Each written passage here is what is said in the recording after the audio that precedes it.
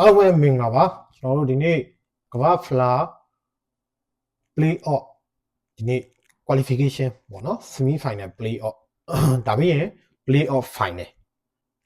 ဒီတစ်ဖြတ်မှာကစားမယ်ပေါ့နော်ဒီပွဲတွေကဒီနေ့မှာ Italy with Poland Denmark ဒီပွဲစဉ်တွေကိုကျွန်တော်သုံးသပ်ပြီးတော့မှာဖြစ်ပါတယ်ဆိုတော့အားလုံးပဲမင်္ဂလာပါကျွန်တော်တို့မတွေ့ရလဲကြာပါပြီဒီတော့ကျွန်တော်ဒီကြားရက်ဒီမှာပေါ့နော်ဘာတွေလုတ်ဖြစ်လဲဆိုတာကိုအရင်ဦးဆုံးလေးကျွန်တော်ညှဝေပေးခြင်းပါတယ်ပြောရရင်ကျွန်တော်ဒီကြားရက်ဒီမှာပေါ့နော် England Nation League Nation League နဲ့ Algeria League ဒီနှစ်ခုကိုကျွန်တော်လေ့လာဖြစ်ခဲ့တယ်Nation League ကတော့ကျွန်တော်ရဲ့ဒီ formula အရမှတ်ဆရတာခက်ခဲခဲ့တယ်ပေါ့နော် Algeria League ကတော့အဆင်ပြေခဲ့တယ်နောက်ပြီးတော့ဒီနေ့ဆိုရင်ပေါ့နော် Champions League Women ပေါ့နော် Women အသင်းတွေကမှတ်ဆရတာလွယ်ကူခဲ့တယ်အဲ့တော့ကျွန်တော်ဒီဟာတွေကိုတွေ့ရှိခဲ့တယ်ဒီပွဲတွေပေါ့နော် Algeria League 1 Champions League Women ဒါတွေကိုကျွန်တော် formula နဲ့ကိုက်ညီလို့မလို့ရှာဖွေနိုင်ခဲ့တယ်အဲ့တော့ဒီ J League K League India League ဒီ league တွေတော့လည်းကျွန်တော်ဒီလိုပါပဲအစာပိုင်းတွေမှာအဆင်မပြေဘူးသို့ပေမဲ့နောက်ပိုင်းတွေကြတော့အဆင်ပြေခဲ့တယ်ပေါ့နော်ဆိုတော့အားလုံးကိုဒီလိုလေးတွေကျွန်တော်လုပ်ပြတယ်ပေါ့နော်ဒီပွဲပါတဲ့ရက်တွေမှာ online ပွဲတွေကိုကျွန်တော်လေ့လာပြတယ်ဆိုတာကိုပြောနေတာပါအဲ့ဒါတွေကဘယ်မှာလဲဆိုတော့ဒီမှာတော့ကျွန်တော်မပြောပြပါဘူးကျွန်တော်ရဲ့ဒီ channel မှာပေါ့နော် channel မှာပဲကျွန်တော်တင်ဆက်ပြီးတော့ဖြစ်ပါတယ်ဆိုတော့ပထမဦးဆုံးဒီနေ့ကျွန်တော်17ခွဲတူရကီနဲ့ရိုမေးနီးယားဒီပွဲကိုပြောချင်တယ်ပြောရရင်တူရကီကဒီအခုလက်ရှိပေါ့နော်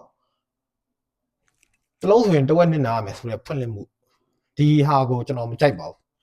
ပြောရရင်တူရကီအနေနဲ့ခက်တင်းဖွင့်နေတယ်တလုံးအပြည့်ရှုံးအထိပေါ့နော်ဒါမျိုးဖွင့်ရင်တော့မှတူရကီခက်ခဲနိုင်တဲ့အတိုင်းဒါမျိုးရှိတယ်တစ်ဖက်ကဒီရိုမေးနီးယားကပေါ့နော်ဘော့စနီးယားအော်စတြေးလျဒီကောင်နေနဲ့သူကဒီ group အတူတူကြခဲ့တယ်အဲ့တော့ Australia ရဲ့တောင်မှဒီ 2-1 ပေါ့နော်2-1တောင်မှကျွန်တော်တို့ခက်ခဲကစားခဲ့ရတယ်လို့တော့မဟုတ်ဘူး2-1ကိုအသားနဲ့ကစားခဲ့ရတယ်ဒါပေမဲ့90 plus ဖိုင်မှာပေါ့နော်ရိုမေးနီးယားကတလုံးပြန်ပြီးတော့ရသွားတာဒါမျိုးရှိတယ် Australia ကကျွန်တော်တို့တစ်ပြက်အထိပေးပါတယ်ဆိုတော့ဒီနေ့ဘာဖြစ်လို့ဒီတူရကီကပေါ့နော်မပေးတာလဲတစ်ပြက်အထိပေးမယ်ဆိုရင်ပေးလို့ရပါတယ်အမှန်တကယ်တူရကီအနေနဲ့ကောင်းပါတယ်တော်တော်လေးကောင်းတယ်ခြေရပေါ့နော်ခြေတော်တော်လေးကောင်းတယ်ပြောရမယ်ဆိုရင်ဒီစပိန်လိုအသင်းကိုပေါ့နော်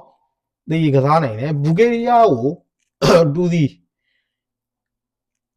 ဂျော်ဂျီယာလိုဒီကောင်းတဲ့အသင်းကိုတော့မှာပေါ့နော်တူရကီကနိုင်ကစားနိုင်ခဲ့တယ်ဆိုတော့ဒီနေ့မှာရိုမေးနီးယားအပေါ်ကို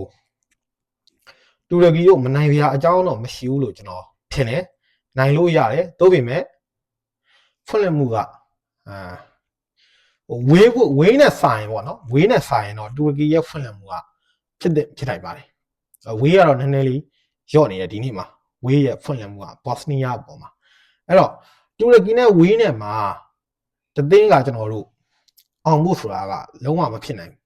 ပြောရမယ်ဆိုရင်တူရကီကအောင်သွားနိုင်တယ်ပေါ့နော်တူရကီကကျွန်တော်ထင်တယ်တူရကီတစ်ဖက်ထက်ကို3လုံးလောက်မြန်ရောက်သွားနိုင်တယ်ပေါ့နော်အဲ့တော့ရိုမေးနီးယားကလည်းကျွန်တော်တို့တစ်လုံးလောက်ကတော့ဖြစ်နိုင်တယ်ဒါကြောင့်မို့လို့ဒီတူရကီကိုတော့ကျွန်တော်စုံပေါ်လေးကိုကြိုက်ပါတယ်နောက်ထပ်ဒီဝေးနဲ့ဘော့စနီးယားဆိုရင်ကျွန်တော်ခုနပြောခဲ့သလိုပဲဝေးရဲ့ဒီအခုလက်ရှိဖွင့်လှစ်မှုကလုံးဝမဖြစ်သင့်ပါဘူးနော့မက်ဆီလိုနီးယားကိုတောင်မှကျွန်တော်တို့တစ်လုံးပြန်ကွာအထိ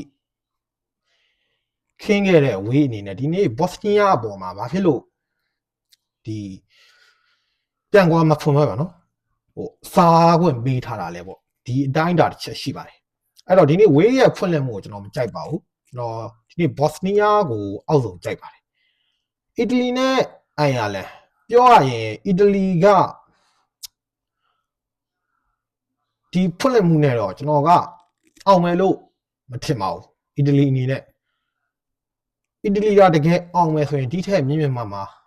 ဖွင့်တဲ့နဲ့2D လောက်အထိပေါ့နော်ဆိုတော့ ပြန်ထောက်ထားတဲ့ဒီ GP ကလည်းကျွန်တော်တို့အနေထားကဟို1-1 1-0ဒါမျိုးအကွက်တွေကိုခင်းထားတဲ့အတိုင်းအတာမျိုးရှိတယ်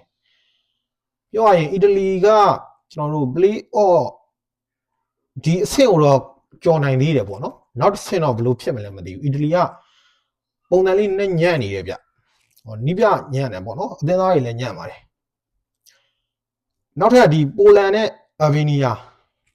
ပိုလန်ရဲ့ဖွင့်လှစ်မှုကနည်းနည်းလေးလိုအပ်ချက်ရှိနေတယ်လို့ကျွန်တော်တွေ့တယ်ဘာဖြစ်လို့လဲဆိုတော့ဒီအာဗီနီးယားပေါ့နော်အာဗီနီးယားဆိုတဲ့အသင်းကလည်းကျွန်တော်တို့သူ့ဟာနဲ့သူပေါ့နော်ဒီအင်္ဂလန်လိုအသင်းကိုတော့မှခံကစားထားတယ်ပြီးတော့ကျတော့ဆာဘီးယားလိုအသင်းကိုနိုင်ကစားထားပါတယ်ဒီနေ့မှာပိုလန်အနေနဲ့နိုင်တောင်မှပေါ့နော်ကျွန်တော်ကတော့ဒီမိနစ်90အတွင်းမှာကျွန်တော်ကတော့ဖြစ်နိုင်မယ်လို့မထင်ဘူးဒါကြောင့်ဒီအေဗီနီးယားနဲ့ပိုလန်ဘွဲကပိုလန်ကလည်းကျွန်တော်တို့ခက်ခဲမယ်လို့မြင်တယ်ပိုလန်ကိုလည်းအေဗီနီးယားဂိုးရဖို့ဆိုတာကပေါ့နော်ကျွန်တော်ကမဖြစ်နိုင်ဘူးလို့မြင်တယ်ဗျအဲ့တော့ဒီပွဲကိုကျွန်တော်ဂိုးအောက်ကိုကြိုက်ပါတယ်1-0ပေါ့နော်1-0ခမတဲ့ရင်1-1ဒါမျိုးလေးသွားနိုင်တယ်ပေါ့နော်အားကြောင့်မလို့နောက်ထပ်ဒီဒိန်းမတ်နောက်မက်ဆီဒိုနီးယားအဲ့တော့ဒီဘွဲရဲ့ရွေးချယ်မှုကိုကျွန်တော်အခုအကောင့်မှာတင်ထားတဲ့ဒီ profile မှာတင်ထားတဲ့ page မှာရွေးချယ်ပြပါမယ်လင်းလည်းထည့်ပေးထားပါတယ်အားလုံးပဲအဆင်ပြေကြပါစေကျွန်တော်မနေ့ဖြန်ပေါ့နော်မနေ့ဖြန်ပြန်တွေ့ပါမယ်ဒီနေ့မှာမြန်မာဘွဲလည်းရှိပါတယ်9နာရီပေါ့နော်မြန်မာဘွဲလည်းရှိတယ်နောက်ပြီးတော့အိန္ဒိယ division 1တွေလည်းရှိပါတယ်အဲ့တော့ကျွန်တော်တို့အဆင်ပြေပါအိန္ဒိယ division 1ကိုကျွန်တော်ရှင်းကပ်လာတာအရှိမှာပေါ့နော်5ရက်လောက်ရှိသွားပြီအဲ့တော့ဒီနေ့အိန္ဒိယ division 1ကျွန်တော်ခဏနေရင်ရွေးချက်ပြီးတော့ပါပဲအဲ့တော့ see you